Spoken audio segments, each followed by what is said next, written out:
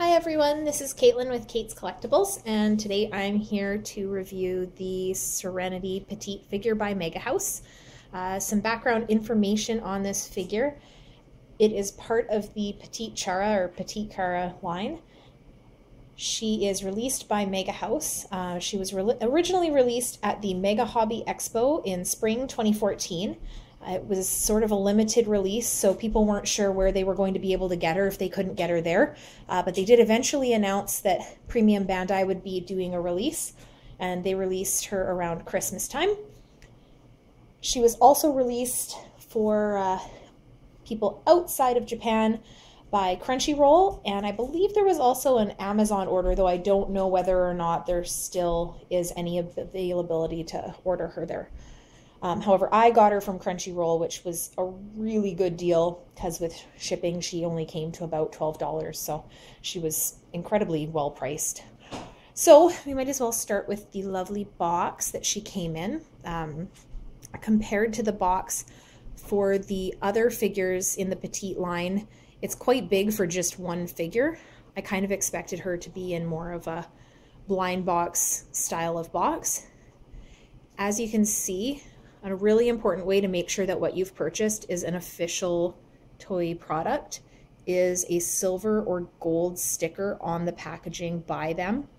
If you didn't get this on your package, you have likely purchased a bootleg. There's other ways to tell whether or not you've purchased a bootleg, but that's one of the most important ones, is making sure you've got that sticker to show that it's official. I do like that the box has that kind of romanticized Moon Kingdom view for her. And the rest of the box is pretty plain. Some of the basic information on the side, as well as the back, which tells you what's included in the package, which, as you can see, is the figure, the, I guess, sort of keychain crescent moon wand bonus, as well as 2 cards with those images depicted. They've also got her size here. So we will set that over here, and we will look at the figure itself. So I thought they did a really fantastic job on this particular figure.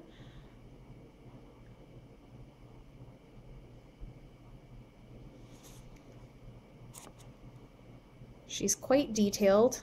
They've got a pearlescent kind of a paint on her dress, which I think turned out really nicely, although she's a little bit silvery maybe compared to, you know, what you see her like in the show itself. My figure, I don't know if you'll be able to see it because it's very, very, very, very small, but there's a teeny tiny mark right on her crescent moon, right in the center of her forehead, unfortunately, but that's how she came to me, so I'm just going to have to live with it because she's pretty well perfect in every other way. They did a really nice job on the paint for this particular figure as well. Like, you can see that there isn't any real bleeding from the pearlescent paint into the yellow of her hair. A lot of the bootleg figures have quite sloppy paint, especially when it comes to things like bows, bracelets, things that are maybe the more detailed work. I thought they did a really nice job on the back of her dress as well. And if I separate her from the base, you can actually see her little feet there.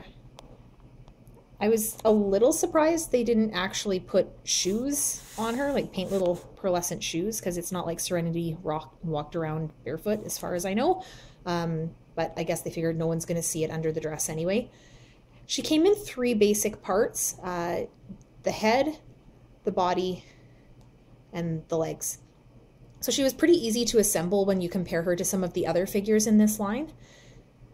It was still a little difficult getting the back of the base into the back of her head and getting her at an angle that I was actually happy with.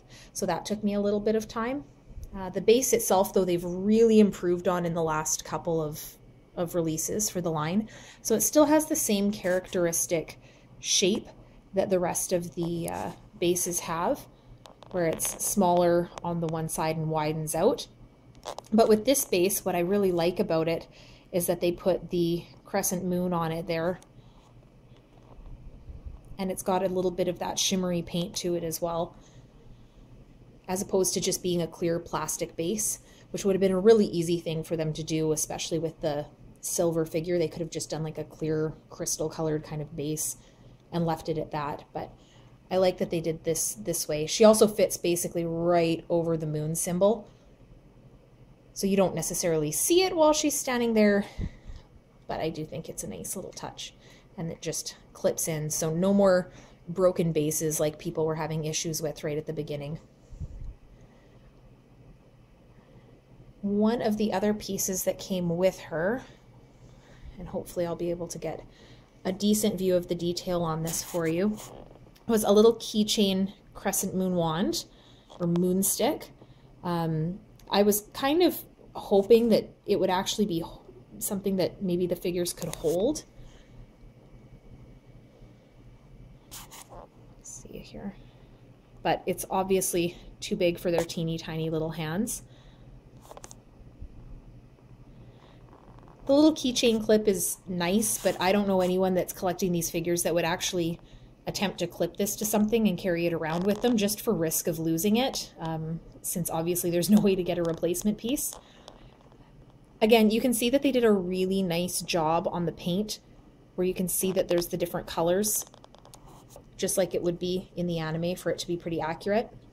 I was a little disappointed that the silver crystal doesn't look silver at all. It looks kind of a pinkish color, and that's not just because it's against my hand. You can see if I kind of move my hand away, the color on that stays the same. So it's got this kind of pinkish orangish tint to it. So not exactly 100% accurate, but still a cute little accessory that she came with.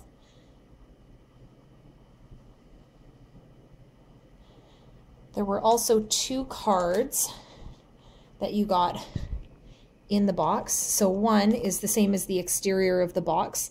So there's nothing really all that special about it unless you were wanting to display it in some way. I tend to like to keep all my boxes for things, and I don't tend to like to fold them down, which unfortunately takes up a lot of space, much to my husband's chagrin, but it makes the product more valuable down the road if for some reason I ever had to destash my collection. So I've also kept these cards in the package because I don't have any other reason to take them out. I do like the anime style drawing of Princess Serenity that they have on this card here. It's just a nice little pose for her. And they're both plain on the back. So again, if you wanted to frame them in a standard frame, you probably could, but I've just been keeping them in the box so that they don't get damaged. So overall, I would say that if you're collecting the Petites line of the Sailor Moon figures, regardless of whether you're doing the glitter or the pearlescent versions or just the standard versions of the figures, the Serenity figure is a really valuable one to have in your collection.